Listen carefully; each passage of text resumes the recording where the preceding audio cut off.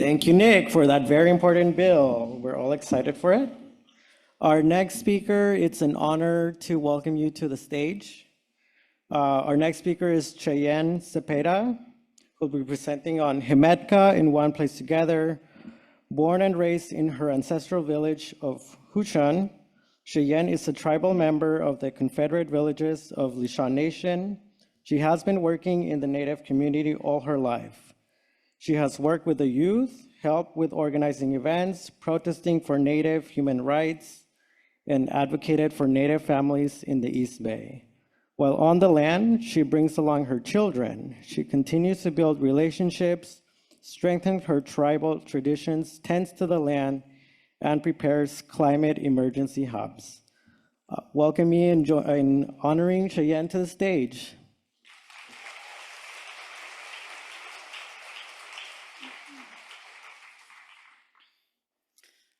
Hoshehushish Kanakrakat Cheyenne. Good morning, everyone. My name is Cheyenne Cepeda, and I work with the Sogorea Land Trust, the first Indigenous women-led land trust in the country. Thank you. We are based out of Oakland, and I am one of the land stewards, as well as a Himmetka coordinator and the cultural resource manager for the Confederated Villages of Lishan Nation. My people can be tracked back to two specific missions in San Francisco Bay Area, Mission San Jose in Fremont and the Mission Dolores in San Francisco. Today I will be talking to you about Himmetka. Himmetka means in one place together. It is a Chochenyo word. Chochenyo is the language of my people and the first language to have been spoken in the East Bay. Himmetka was created out of necessity. It's our emergency preparedness hub. When the land trust was first created and we began to receive land back, our very first piece of land to be given back was the 1/4 acre of land in deep East Oakland, attached to a nursery owned by an organization called Planting Justice, not too far from where I lived and I grew up in my teenage years.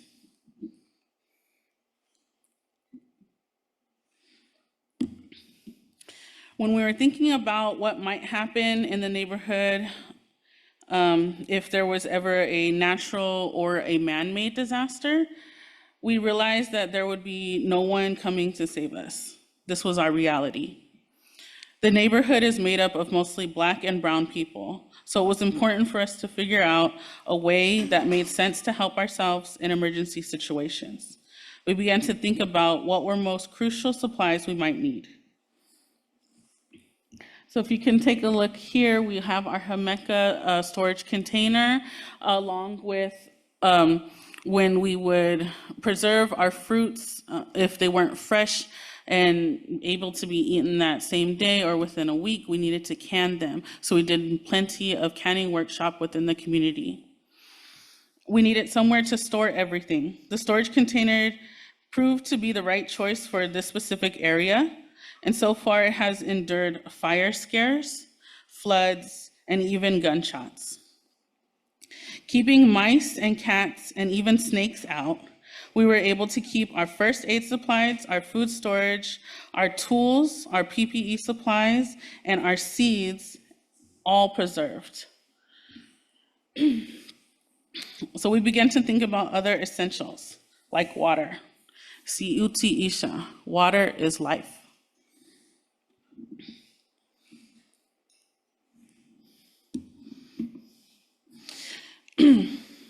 We started to get huge water tanks, about 1,200 gallons of them. We also installed a water catchment system for non-potable water used for washing dishes and watering some of our plants. We have 4 Himmetka bases so far in each part of the lands that have been rematriated so far.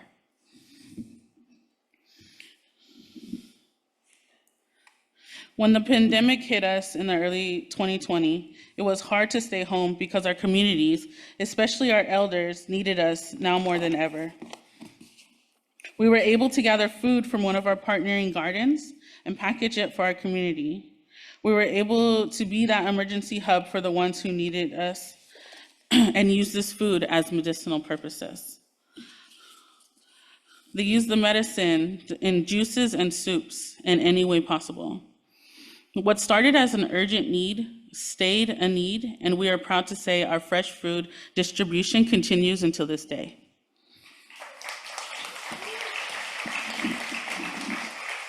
Thank you.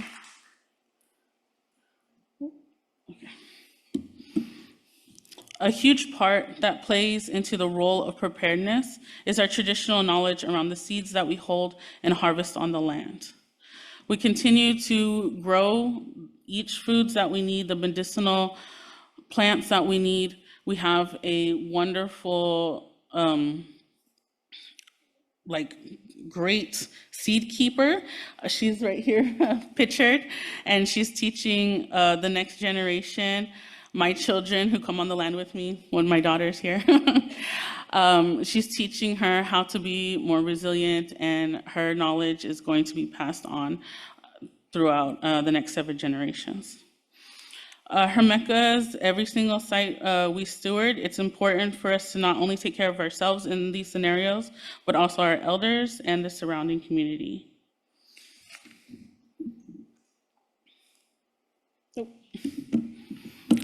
These are our contacts for us. I love this one that was prepared by one of our media directors. This is Honor on Indigenous Land. It's for our Shumi land tax. And I can answer any questions anyone may have.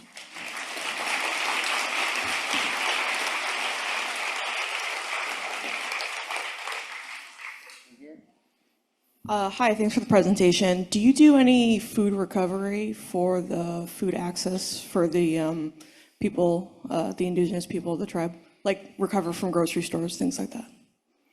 No, we do not. If in any cases we are not allowed to gather any fresh food for them, we do send out gift cards. So you grow it all? Yes.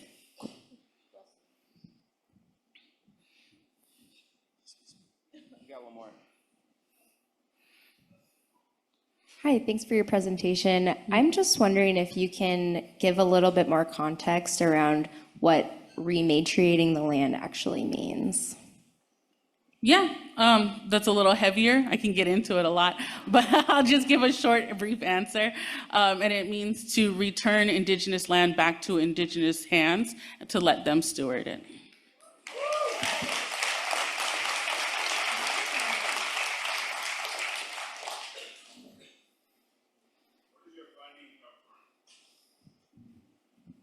Where does your funding come from? That's Derek's question. Our funding comes from different grants that we apply for, as well as the Shumi land tax that helps us keep our employees and keep everything that we're doing going. So I live in San Francisco, and I was wondering if there is a garden that we can volunteer at in the city. Yes, so right now we are, because the Confederated Villages of Lishan Nation, we are Alameda County, Contra Costa County, parts of Napa, San Joaquin. And so we do not host any gardens in San Francisco. We do have a lot of friends who are awesome out there, and I would say the Hummingbird Farm is an amazing place to go and volunteer.